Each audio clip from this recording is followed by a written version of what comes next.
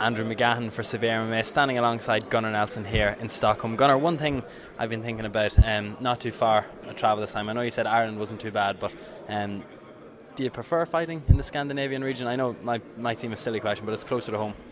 It is closer to home, and it's easier. The traveling is easier and all that. But to be honest, I'd like to go places as well. You know, it depends on a few things. You know, how it matches up with your team and your coaches. And like this was perfect because me and Carl are both on the same card, so we'd be able to train over in Dublin, and then come over here only a 3-hour flight, if that, and fight. So it's very easy and handy. You know.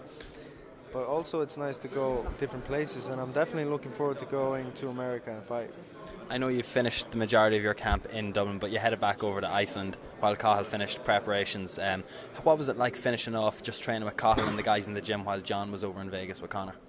It was only about a week. It was only about a week that I was there after Conor and John left, and it's good. You know, most of the work has already been done, and we know what we're doing, and we don't need to be coached every minute. You know what I mean? So we can coach each other as well, and we know what we're doing.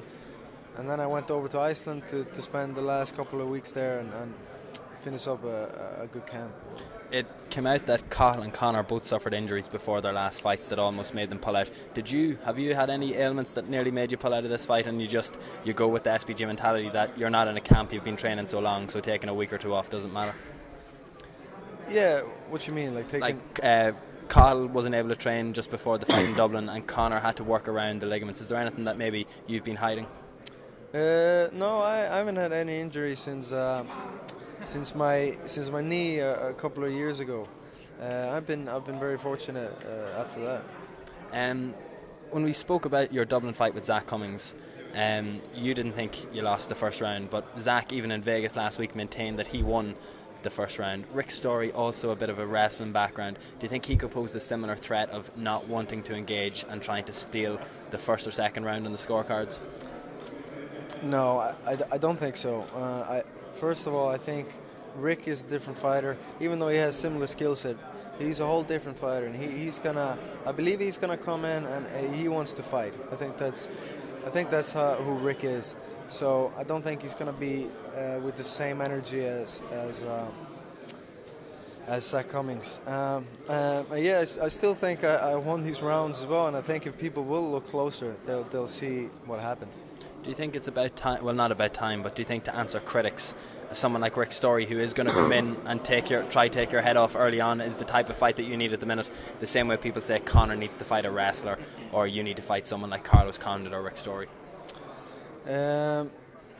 Basically I'm ready to fight any of those guys, and I don't really pay attention too much to this. I'll just go in there and I want to fight all of them eventually, and whether it is a good striker, a good wrestler, good jiu-jitsu guy, somebody has the whole package like most of these guys have. I'm ready, and I'm willing. Two quick things before we let you go. Conor certainly has risen up the ranks of featherweight with impressive performances. Your performances have been as impressive, but the UFC seem to be building you slower. Are you happy with this progression? And I heard you ultimately say 2015 maybe the year you get the title shot. 2015? Yeah, I'll definitely look forward to that. Yeah, nobody's being built faster than Conor McGregor. You know, this is how he is. You know, he's not putting up any act. This is how he's always been, and he deserves it. You know, people love this kind of stuff, and he's just being himself. And I'm really happy for him. And finally, how's the Instagramming career going? It started off alright, but I haven't put up a picture for a while now. Maybe I'll get onto that, but I'm on Score now. Score is the new thing. The new Instagram. Yeah, the cool kids. The cool kids, yeah. Excellent, Gunnar. We appreciate the time. Thanks. Best luck on Saturday.